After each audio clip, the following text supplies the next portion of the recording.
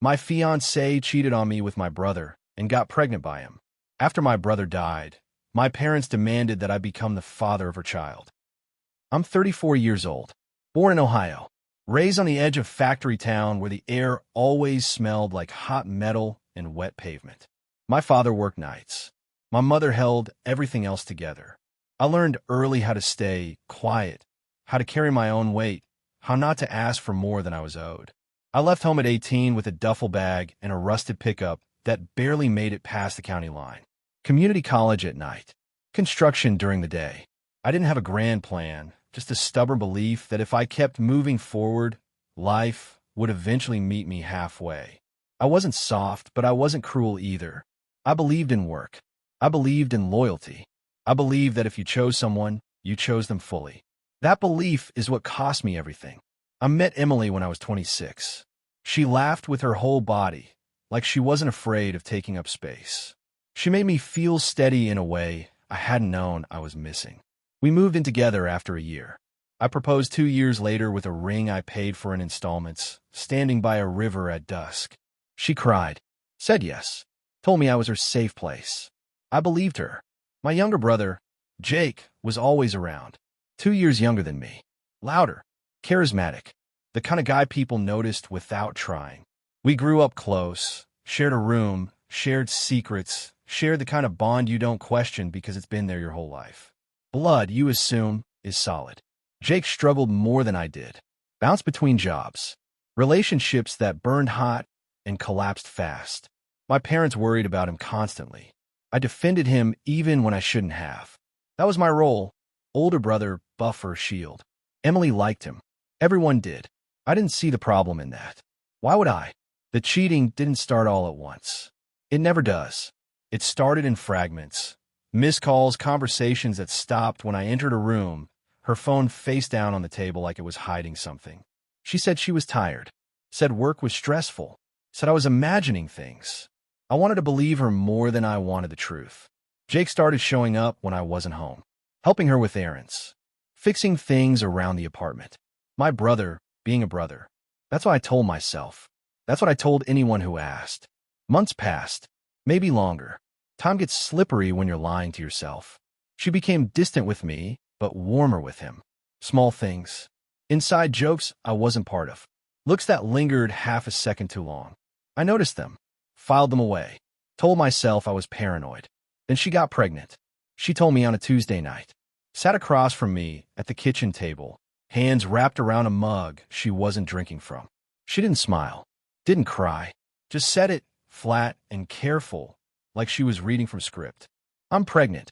I remember staring at the wall behind her, a crack in the paint I'd been meaning to fix. My first thought wasn't joy or fear. It was confusion. We'd been careful, too careful for accidents.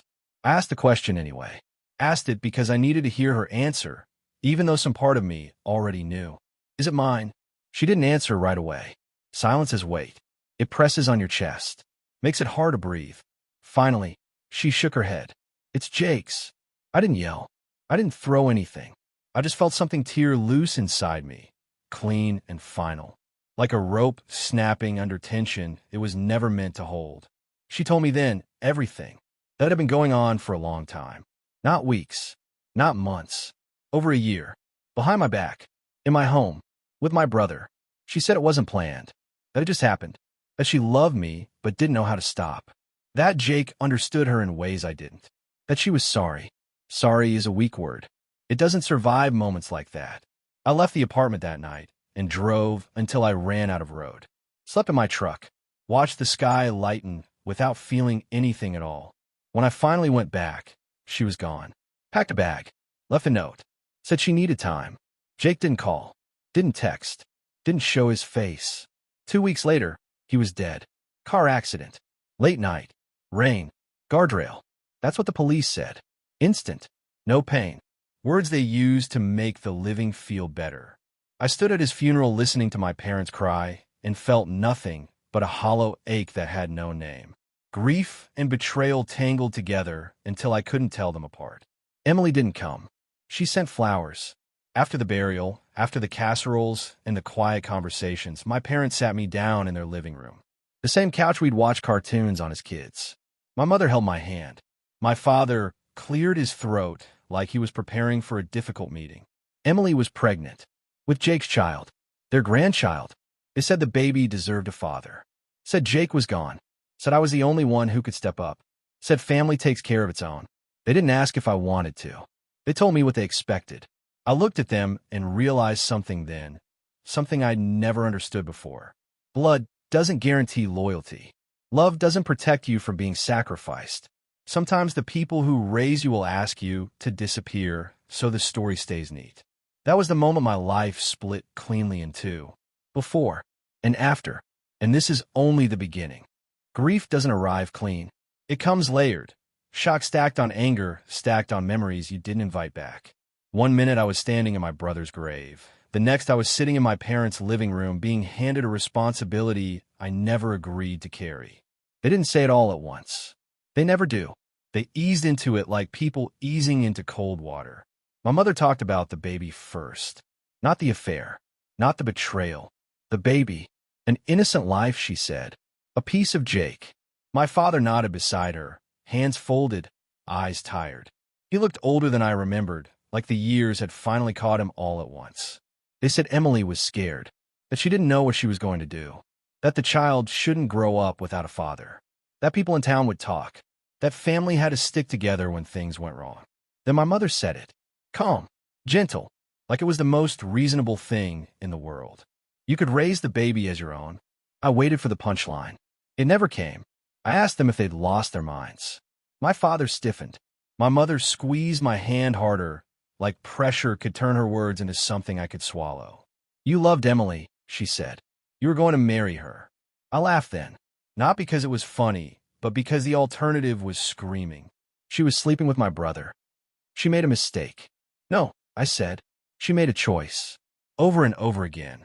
They told me Jake wasn't here to answer for his part, that someone had to do the right thing, that I was always the strong one, the reliable one, the one who stepped up. It took me a moment to realize what they were really asking. They weren't asking me to help. They were asking me to erase myself, to put on my brother's ghost like a coat and pretend it fit. I stood up and walked out without another word. Drove for hours. No destination, just distance. I needed space between me and the sound of their voices saying my name like it was an obligation. Emily called that night. I didn't answer. She texted the next day. Said she was sorry for everything. Said she never meant for it to go this far. Said she felt alone. Said she needed me. That last part hit harder than it should have. Old habits die slow. I'd spent years being the one people leaned on. Being needed had been my currency. We met 3 days later at a diner off the highway. Neutral ground. Public. I needed witnesses, even if they didn't know what they were watching. She looked different. Not glowing. Just tired. Smaller somehow. Her hand rested on her stomach like it was something fragile she had to protect from the world. She cried. Apologized. Told me Jake was confused. That he loved her. That she thought she could fix everything before it broke. Told me she still loved me. I told her love doesn't survive betrayal. It rots in it. She asked me what I was going to do. I told her I didn't know. She told me my parents thought it was best if we stayed together. That the baby deserved stability. That Jake would have wanted me to be there. That's when something in me went cold. Jake would have wanted a lot of things. He wanted my trust, too. Look how that turned out. I asked her one question, the only one that mattered. If he were alive, who would you be with? She didn't answer right away. She never answered. That was answer enough. The town found out fast. Affairs always leak. So do tragedies. People looked at me differently after that. Pity mixed with expectation. Like they were watching to see if I'd live up to some invisible standard of decency they'd already decided I owed them. My parents doubled down. Called every day. Dropped by unannounced. Talked about lawyers. Birth certificates. How my name could go on it. How no one ever had to know. I told them I wasn't Jake. They said blood made me responsible. That night, I lay awake thinking about all the times I covered for my brother.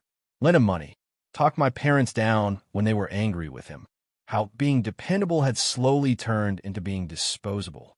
I started to understand something then. Families don't always protect the strongest bonds. They protect the weakest points. They lean on whoever won't break the story. I stopped answering my phone. Emily left town for a while. Said she needed space. My parents said that was good. Said it showed maturity. Said I should take that time to think. I did think. I thought about what it would mean to raise a child born from betrayal. To look into a face that carried my brother's eyes and my fiancée's smile. To live a life built on a lie everyone agreed was convenient. I thought about what it would do to me. Some nights, I almost convinced myself I could do it. That maybe sacrifice was just another word for adulthood. That maybe this was my role all along, to absorb damage so others didn't have to. Then I remembered the silence at the kitchen table. The way she wouldn't meet my eyes. The way my brother hadn't even had the decency to confess. I remembered that no one had asked what I needed. A week before the funeral ashes were scattered, my father showed up at my place alone. He didn't sit down, just stood there, hands in his coat pockets, jaw tight. "You're tearing this family apart," he said. I told him the family was already broken. I just refused to bleed quietly for it. He said I'd regret this. Maybe he was right, but regret is lighter than resentment. It doesn't hollow you out the same way. When he left, I felt something close to relief. The kind you feel when you finally accept you can't go back to who you were before everything went wrong. I didn't know what my future looked like. I just knew what it wouldn't be. I wouldn't be a replacement. I wouldn't be a lie. And I wouldn't be the man everyone leaned on while standing on my back. The real fallout was still coming. I could feel it building like pressure before a storm. Part of me already knew walking away was going to cost me more than I was ready to lose. But staying would have cost me myself. And I'd already buried one ghost. Walking away didn't bring peace. It brought noise. My parents stopped calling every day, but when they did, their voices carried the same weight. Disappointment wrapped in concern, judgment dressed up as love. My mother cried more openly now. My father spoke less, which somehow felt worse. Silence from him had always meant disapproval. Emily came back into town in her second trimester. I ran into her at the grocery store one evening, standing in the frozen food aisle like nothing between us had ever burned to the ground. She smiled, small, unsure, and rested her hand on her stomach again. That gesture had become a shield, a reminder, a weapon. We stood there too long. People moved around us with carts and children and ordinary problems, while my life felt like it had been peeled open under fluorescent lights. She asked how I'd been. I told her I was fine. It was easier than explaining that fine was just a word you used when the truth took too long. She told me the baby was healthy. A boy. I nodded. Didn't congratulate her. Didn't ask questions. I wasn't cruel. I just wasn't hers anymore. That night, my mother called and told me Emily had been crying after seeing me. Told me I could have been kinder. I asked her if anyone had told Emily to be kinder when she climbed into my brother's bed. That ended the call. The town had opinions. Small towns always do, even when you try to disappear inside them. People talked about tragedy, about forgiveness, about what a good man should do. They said my name like it was a cautionary tale or a test case. At work, my boss pulled me aside and told me I could take time if I needed it. Said he admired my strength. I wondered which version of the story he'd heard. Strength became the word people used when they wanted something from you. Emily's due date crept closer. My parents started inviting me to family dinners again, like nothing had happened. Emily was always there. Polite, careful, acting like proximity might soften me over time. It didn't. I watched my parents place their hands on her stomach. Watched my mother cry happy tears. Watched my father smile in a way I hadn't seen since Jake was a kid. I felt like an outsider in my own bloodline. One night, after dinner, my father asked me to stay back. Emily went to the car. My mother busied herself in the kitchen, giving us the illusion of privacy. He told me Emily had put my name down as the father on the hospital paperwork. I stared at him. She can't do that. She already did. I felt something snap then, not loud, not dramatic, just a clean break inside my chest. She has no right. She says you agreed to think about it. I laughed again. That bitter sound was becoming familiar. Thinking isn't agreeing. He leaned forward. Listen to me. This child is going to be born into a mess. If you don't step up, the state gets involved. Social workers. Questions. Records. Do you want that? I wanted to ask him when my life had become collateral damage. Instead, I stood up and told him to tell Emily to correct the paperwork, that if she didn't, I would. He called me selfish. That one stuck. I drove home shaking, pulled over twice just to breathe, sat in my truck staring at the steering wheel, realizing I was angrier at my parents than I'd ever been at my brother. Jake was gone. He couldn't hurt me anymore. They could. Emily texted me later that night. Said she was scared. Said she didn't want to do this alone. Said she still believed we could be a family. I typed a dozen responses. Deleted all of them. Finally sent one sentence. You already chose your family. She didn't reply. A week before the baby was born, my mother showed up at my apartment unannounced. She looked smaller than I remembered. Tired in a way sleep doesn't fix. She said she'd failed as a mother. Said she should have raised Jake better. Said this was her chance to make something right. I told her she wasn't asking me to make things right. She was asking me to make things quiet. She cried. Said she didn't recognize me anymore. That hurt more than I expected. The baby was born on a Sunday morning. My phone lit up with messages. Pictures. A tiny face wrapped in blue blankets. Jake's nose. Emily's mouth. Everyone said he was beautiful. I didn't go to the hospital. That decision cost me what little goodwill I had left. My parents stopped inviting me over. My father stopped answering my calls entirely. My mother sent long messages about forgiveness and moving forward and how life didn't always turn out the way we planned. She never asked how I was doing. A letter arrived from a lawyer 2 weeks later. Child support. Paternity acknowledgement. Papers with my name typed neatly where it didn't belong. That was the moment the situation stopped being emotional and started being dangerous. I hired my own lawyer, a quiet man with tired eyes who listened without interrupting. When I finished, he leaned back and said, "You need to act fast." We filed objections, requested a DNA test, submitted statements. I watched my life get reduced to documents and deadlines. Emily was furious, said I was humiliating her, said I was abandoning a child who needed me. I told her I wasn't abandoning anyone. I was refusing to be erased. The test came back a month later. 0%. I stared at the paper longer than I needed to. Not because I doubted it, but because it was proof. Proof that the truth still existed somewhere under all the pressure. You'd think that would end it. It didn't. My parents said biology didn't matter. That love was what counted. That Jake would have wanted me to raise his son. I finally said the thing I'd been holding back. Jake wanted what Jake wanted. So did Emily. I'm done paying for it. That was the last real conversation I had with my father. Emily moved closer to my parents. They became her support system. Her version of the story settled into something neat and survivable. Tragedy, forgiveness, a man who walked away. I let them have it. I changed jobs, moved apartments, stopped going places where I'd be recognized, built a smaller life that fit inside my own skin. Some nights I still thought about the boy, wondered what kind of man he'd become, hoped someone would teach him honesty, even if it wasn't me. Walking away didn't make me whole. It just stopped the bleeding. And sometimes that's the bravest thing a man can do.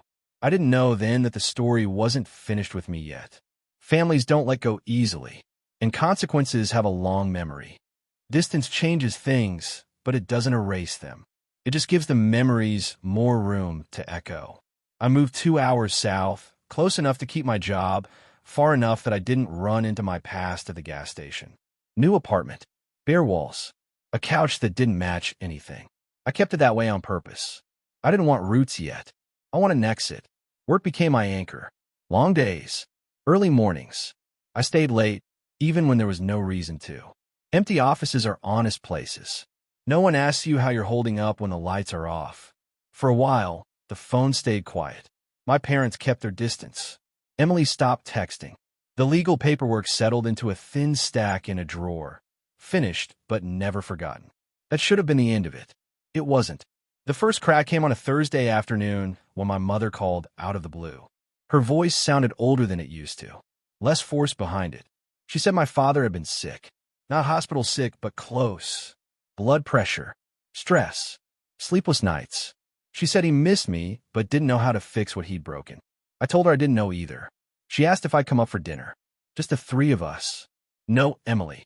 No baby. I hesitated longer than I should have. Then I said yes. The house smelled the same when I walked in. Old wood, coffee, familiarity. That hurt more than I expected. My father stood when he saw me, then stopped like he wasn't sure what came next. We shook hands. Awkward. Formal. Like strangers with shared history. Dinner was quiet. My mother talked too much. My father ate slowly. Finally, he cleared his throat and said my name the way he used to when I was a kid, and I'd messed up. I was wrong, he said. It wasn't an apology, but it was close enough to sting. He said he'd let grief turn into pressure, that he'd tried to force a solution instead of accepting reality, that he'd asked me to sacrifice because it was easier than facing the truth about Jake. I didn't forgive him. Not then. Maybe not ever. But I listened. He asked if I'd ever consider being in the boy's life. Not as a father. Just something. I looked at him and felt the old instinct rise up, to carry the load, to make things easier for everyone else. I felt it, and then I let it pass. No, I said. I can't be part way in. That wouldn't be fair to anyone. He nodded. That was it. No argument. Just acceptance. When I left, my mother hugged me like she was afraid I'd disappear again. I let her. Then I drove home feeling heavier and lighter at the same time. A few months later, Emily showed up. She didn't call first. Just knocked on my door one Saturday morning like she still belonged there. She looked worn down, the kind of tired that settles into your bones. Motherhood had stripped the softness from her face. The boy was with her, asleep in a carrier. I didn't invite her in.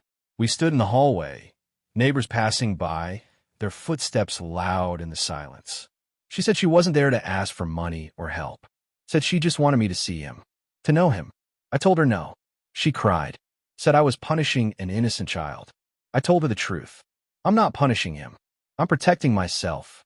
She asked if I ever missed what we almost had. I thought about the river, the ring, the version of myself that believed promises were permanent. I miss who I thought you were, I said, not who you turned out to be. She left without another word. After that, something shifted.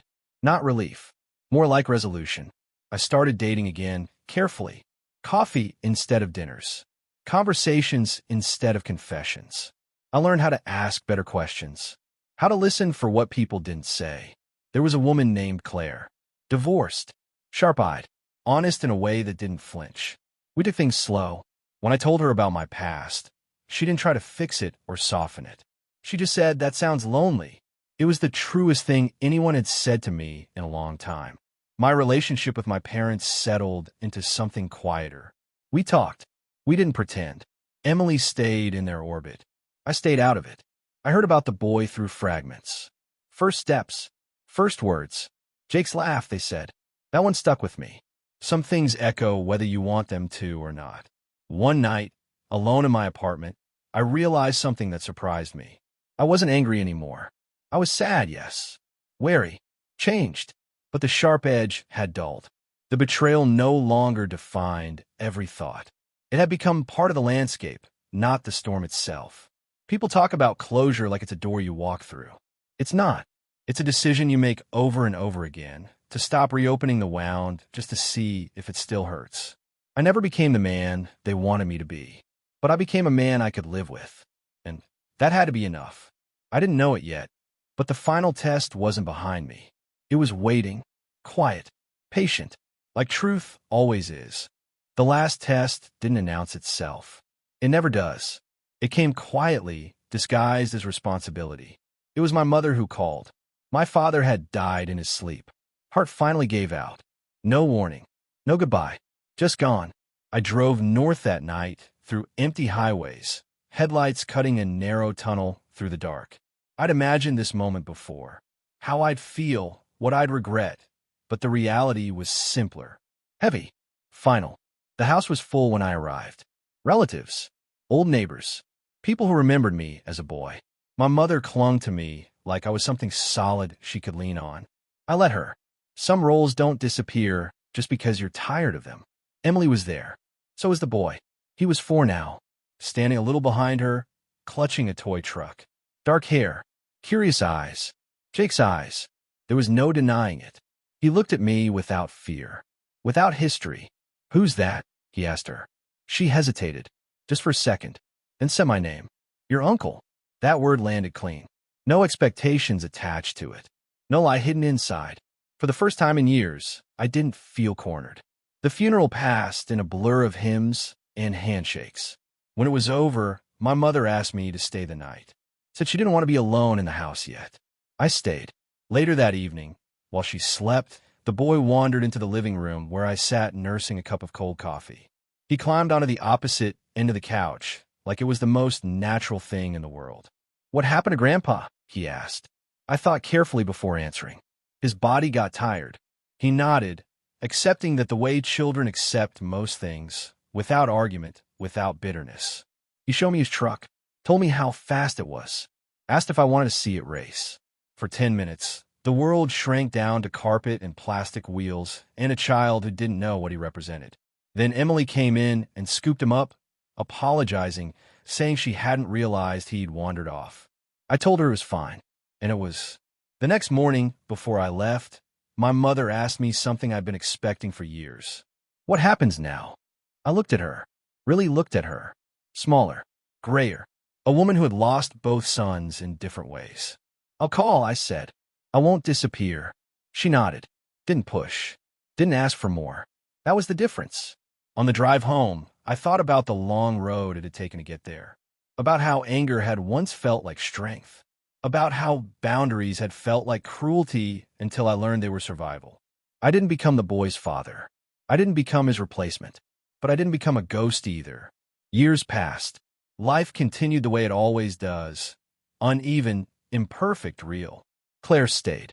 We built something honest, piece by piece. She never asked me to carry what wasn't mine. The boy grew up knowing who his father was and who he wasn't. That mattered more than pretending. Sometimes, on quiet nights, I still think about the man I was before everything broke. The man who believed loyalty was enough to protect him. I don't miss him. I respect him. He did the best he could with what he knew. But the man I am now understands something he didn't. Love without truth isn't love. Sacrifice without consent isn't virtue.